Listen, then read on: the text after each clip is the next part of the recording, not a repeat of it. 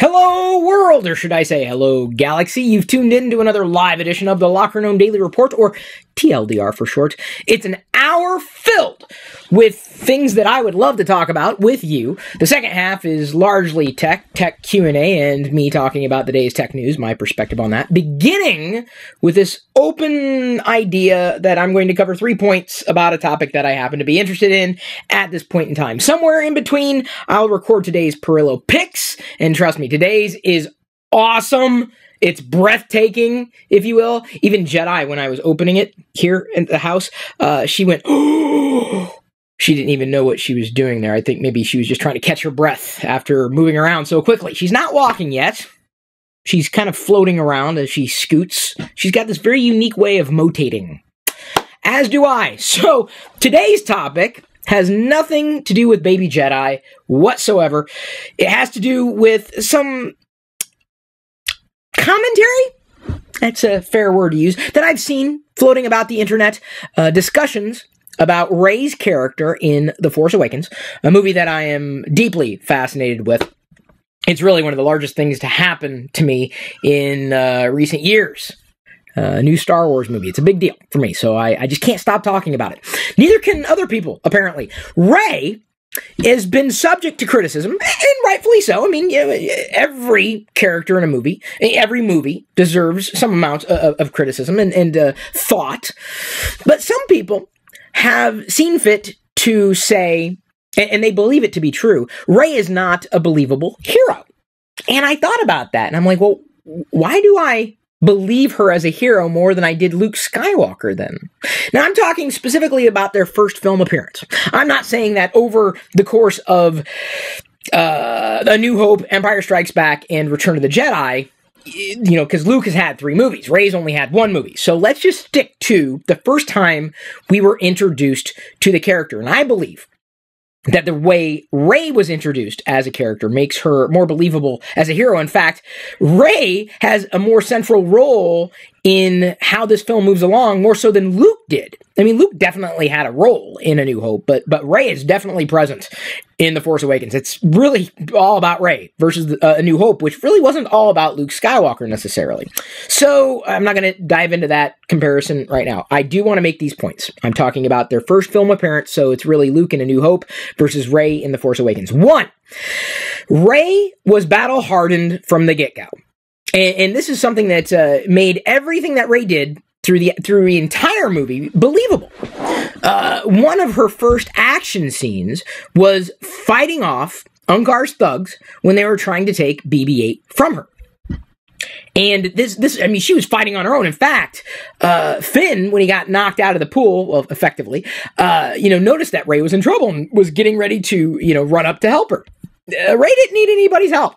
In fact, seconds after Rey was, basically fighting off these street thugs, she ran after Finn after BB-8 said, hey, that's my master's jacket, and that's not my master. And of course, Rey accuses Finn of being a thief.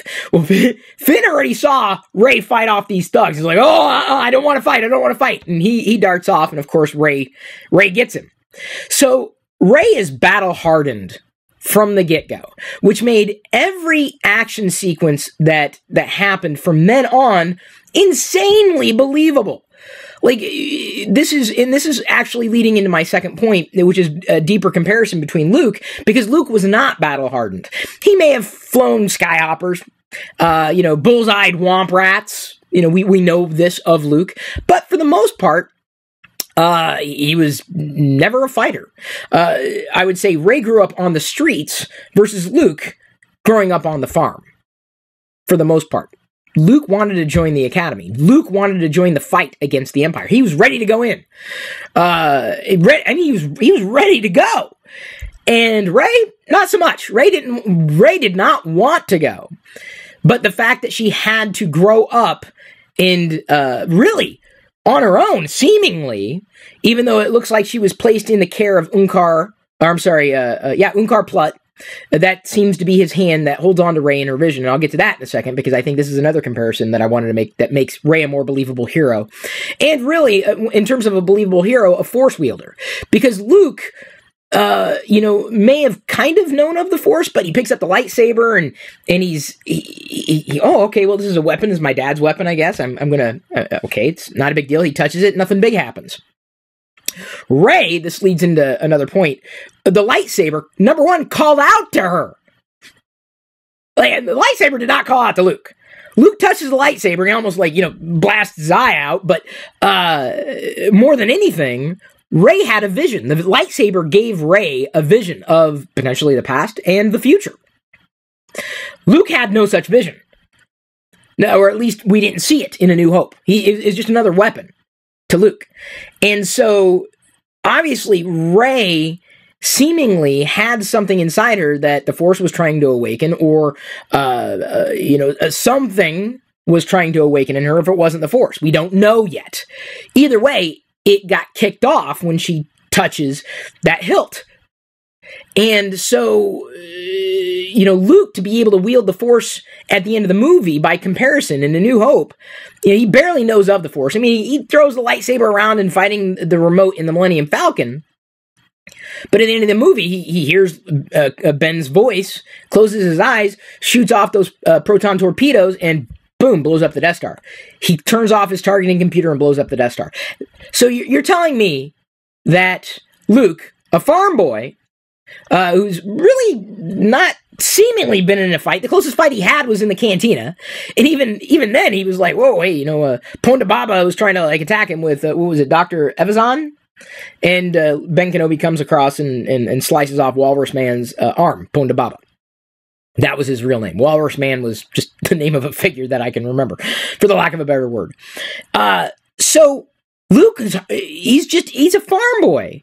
And Rey grew up, tough. She grew up, and she carries that staff with her everywhere she goes. I mean, not everywhere she goes, but certainly on Jakku. She's got to fight for her existence. Luke does not. Luke does not have to fight for his existence. Luke's got family. Rey does not. Rey's waiting for her family. And so to see her fighting off, this heroic journey, the hero's journey, the monomyth, which is what happens in the arc, it's in stark contrast to how Luke was developed. So, again, Luke at the end of A New Hope closed his eyes, blew up the Death Star. Rey didn't do that. Rey basically force-wielded, pulled the lightsaber hilt that called to her into her hands. And this, to me, certainly at the end of the movie, the biggest moment for Rey was more believable than the biggest moment for Luke. Luke knew how to do this. Luke knew of the Force, but Luke had no command of it. Yet that's the thing that his first time...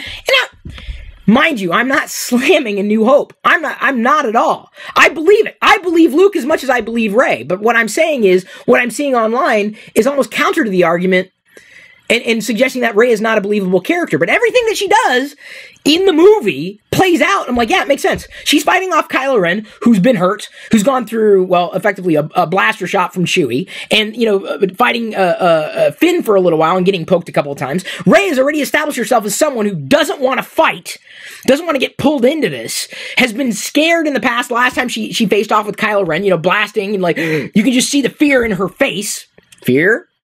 Dark side. Anger? Dark side. You can see she had so much anger when she was fighting off Kylo Ren at the end. That was just more believable. She's not trained necessarily in wielding a lightsaber, and she's got a certain technique, which was awfully reminiscent of Palpatine's. I just want to throw that out there from episode 3. Not to say that she was trained by Palpatine at all, but just the way she would jab. I noticed that. But it was more believable. It was way more believable, even to the point where because the galaxy's so big and she thought Luke Skywalker was a myth, Kylo Ren kind of prods her into understanding she has this power inside, and she might have remembered, I could do these things because I've heard of this thing called a Jedi mind trick. I can try that. Okay, if I just calm down and I can express myself that way. She was learning on her own. But she was prodded by somebody else, and that, to me, just made for a more believable, heroic character that wields the Force more so than Luke. I'm not saying Luke wasn't believable at the end of A New Hope. I'm not. What I'm saying is that Rey was, despite what I've seen in commentary online, set up to be more believable as a hero.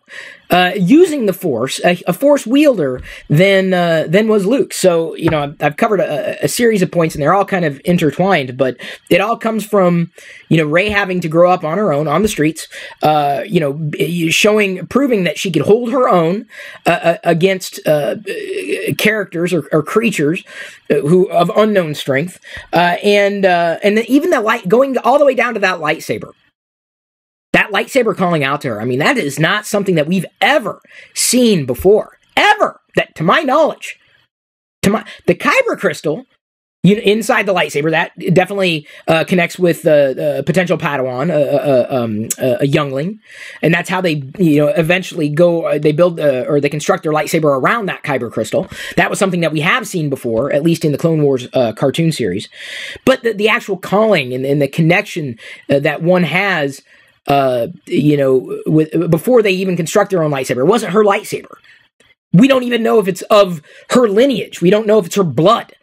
So I was just kind of blown away, honestly, by you know, how Rey's character was portrayed. It is certainly believable to me, or let me put it this way, to me, just as believable as Luke. So I really find it very difficult to swallow the commentary from people who suggest that Rey's abilities were overstated, because they weren't. I thought they played out perfectly, and were no more less believable than Luke Skywalker's in A New Hope. Not in the entire arc. People say, well, it took Luke this long. Well, yeah, but Luke was a farm boy. The lightsaber didn't call to Luke. I mean, what else do I need to explain to you? We don't know Rey's backstory yet. Now, the people say, well, that's a plot hole. No, dude, okay, research plot holes, dude. Just because it hasn't been fully explained does not make it a plot hole. We don't know her backstory. And it is believable. Absolutely believable. More believable than Luke Skywalker in A New Hope. Completely, utterly. And I'm not going to try to convince you otherwise. It's just my opinion. I've seen a lot of this thrown out there, and I don't believe it. I don't believe it. I think Rey is a more believable character, a Force wielder, a hero than Luke Skywalker in A New Hope. And I would go as far as to say that Rey's more integral? I always have a problem saying that word. I know what it means. Integrated within the movement of the story or the plot than I think Luke was in A New Hope. So there you go. Those are my thoughts. At least three reasons, if not others, strewn in. There, I could use that word. Strewn. That sounds like an alien race right there. Strewn. Maybe you have different thoughts. You know what? Here's the thing. You can agree. You can disagree. We can have a dialogue. That's cool. Because convince me otherwise. Or tell me otherwise. Because, you know, I reserve the right to change my mind. I do. We all do. We all should. Don't get locked into a mindset, right? This is just how I feel right now after seeing the movie 5 times and seeing A New Hope way more than 5 times. Give me your thoughts. What do you think? Is she more believable, less believable in comparison with that first movie, that first film appearance? Just let me know what you think. But let's not get angry about it. Let's not be a jerk about it. Let's have a dialogue. Let's be nice. Is that too much to hope for? A New Hope? No, actually, that is a very old hope. So I'm going to now move into today's edition of Pirillo Picks. I've got something that's awesome. Trust me, it is pure awesome. It's also not what's behind me. Or the series of things behind me. Those are something else back there. And then I'm going to move into answering tech questions and talking about today's tech news. I'll be doing that with my patrons. So, first up, Pirillo Picks. If you want all of TLDR and you wanted to hear all that I talked about, you can head over to chrispirillo.com and become a patron.